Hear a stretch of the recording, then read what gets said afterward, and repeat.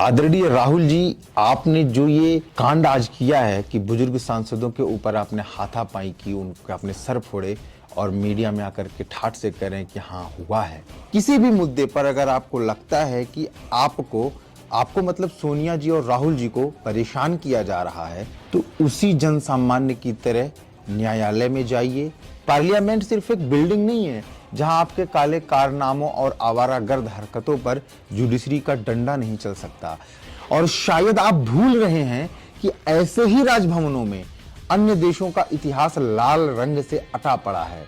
देश की अधिकांश जनता ने आपको विपक्ष में बैठने का फरमान सुनाया है और बैकडोर एंट्री करके आप जनता के इस आदेश का न तो माखौल उड़ाएं और न ही किसी एक परिवार के दुमछल्ले बनकर जनता को उसके अधिकारों से वंचित ही करें।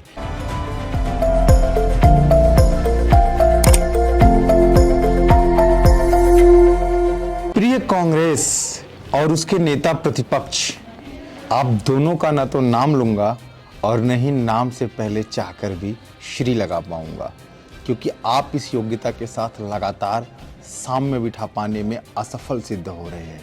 चीजों को सामान्य रखते हुए सिर्फ इतना कहना चाहूंगा कि आप दोनों पर ही भारत की जनता के विश्वास पर खरा उतरने का पूरा मौका है, क्योंकि अन्य दिनों की तरह इस बार भी भारत की ग्रैंड ओल्ड पार्टी ने अपने सर्वश्रेष्ठ महानायक को पर्दे के पीछे रखकर आपके कंधों से बंदूक चलाई है। जिन भी संवैधानिक संस्थाओं से आज आपको गुरेज है, वे सारी की सारी आपकी पार्टी के द्वारा ही स्थापित हैं और इस उम्मीद से स्थापित है कि सत्य ही अंत में विजयी होता है।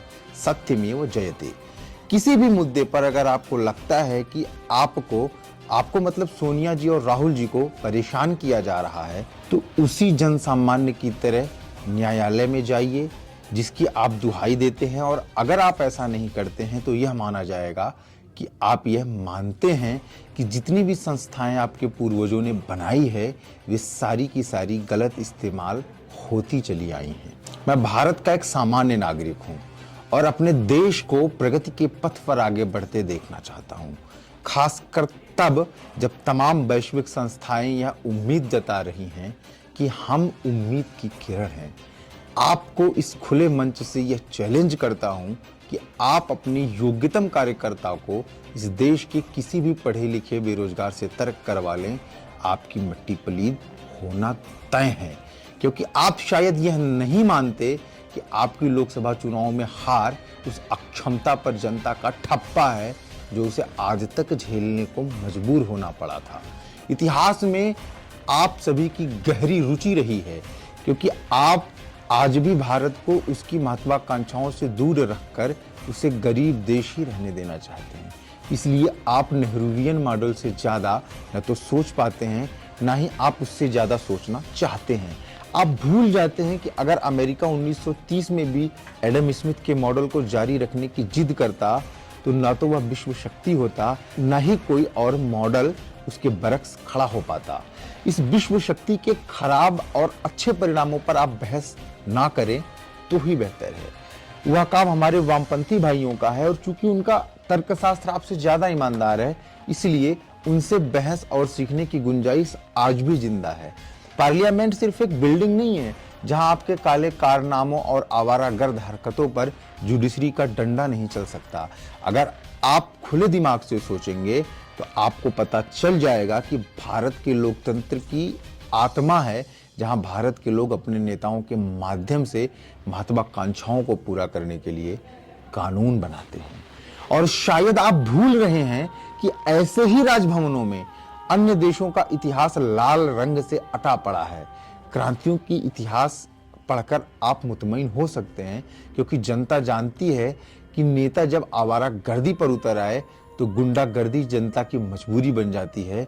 अंत में मुझे ऐसा महसूस होता है कि इज्जत की जिंदगी मेरा संवैधानिक अधिकार है और चूंकि मैं एक करदाता हूं, तो कर मेरे लिए मेरी इज्जत की जिंदगी जीने में महत्वपूर्ण भूमिका निभाता है। इसका सरलीकरण अगर मेरी जिंदगी को राजी खुशी और इज्जत से जीने में सहायक है, तो वह मुझे अधिकार चाहिए। रोज नए नए बहाने करके आपका इस मुद्दे पर बहस को टालना मुझे बिल्कुल भी मंजूर नहीं। देश की अधिकांश जनता ने आपको विपक्ष में बैठने का फरमान सुनाया है और बैकडोर एंट्री करके आप जनता के इस आदेश का न तो माखौल उड़ाएं और ना ही किसी एक परिवार के दुमछल्ले बनकर जनता को उसके अधिकारों से वंचित ही करें। कृपया संसद चलने दें और बिल्स पर डिबेट करें। इन बिल्स में कमी है वो देश के सामने लाएं। अगर आपको वाजिब लगता है तो आपको समर्थन भी मिलेगा, अगर नहीं किया तो याद रखिएगा जनता ने बड़े से बड़े राजाओं को भी भंगी बना दिया है। आपका पक्ष तो वैसे भी हर स्तर पर कमजोर है। आदरणीय राहुल जी, आपने जो ये कांड आज किया है कि बुजुर्ग सांसदों के ऊपर आपने हाथापाई की, उनके अपने सर फोड़े और मीडिया में आकर के ठाठ से कह रहे हैं कि हाँ हुआ है, मतलब आपको ना कोई शर्म है ना कोई ग्लानि है और ना ही इस बात पे आपने कोई खेद प्रकट किया, बल्कि आपने सीना ठोक के स्वीकार किया कि हाँ हुआ है। ये निहायत ही घटियापंथी वाली काम आपने किया है। आप शारीरिक क्षमता में किसी से ज़्यादा तगड़े हो सकते हैं, इसका ये मतलब नहीं कि आप किसी को पर हाथ उठा देंगे। आप तर्क वितर्क से सरकार को घेर सकते हैं, अगर आप तर्कों से नहीं जीत सकते तो आप हाथ पांव चलाएंगे। क्या इस स्तर पर आप भारत की लोकतंत्र और भारत के चिंतन को लेके जाना चाहते हैं? क्या आपको लगता है कि आपने ये जो किया है इसका क्या परिणाम हो सकता है? और भी जिस तरीके से अराजक सोच रखने वाले आपके जो अन्य साथी हैं, क्या वो निकट भविष्य में ऐसे हमला नहीं कर सकते हैं? क्या पता कल को कोई AK-47 और पिस्टल लेके भी आ जाए सदन में और अपनी इतर राय रखने वाले, अपने से अलग विचार रखने वाले के ऊपर हावी हो जाए, पिस्टल तान दे, गोली मार दे। फिर आप क्या कहेंगे? फिर आप इसी देश को, इसी सरकार को आप कोसने में 2 मिनट की देरी नहीं लगाएंगे। मतलब रास्ता आप जो बना रहे हैं, जो आप ये जिस रास्ते पे आप चल रहे हैं, इसका परिणाम कभी भी सुखद नहीं हो सकता है। तो आपसे निवेदन है इस सदन को चलने दें और सुचारू रूप से चलने दें, तरीके से विरोध करें, तरीके से अपनी बात रखें और थोड़े सभ्यता से पेश आएं दूसरों से, क्योंकि आप अगर दूसरों को सम्मान देंगे तभी लोग आपको सम्मान देंगे।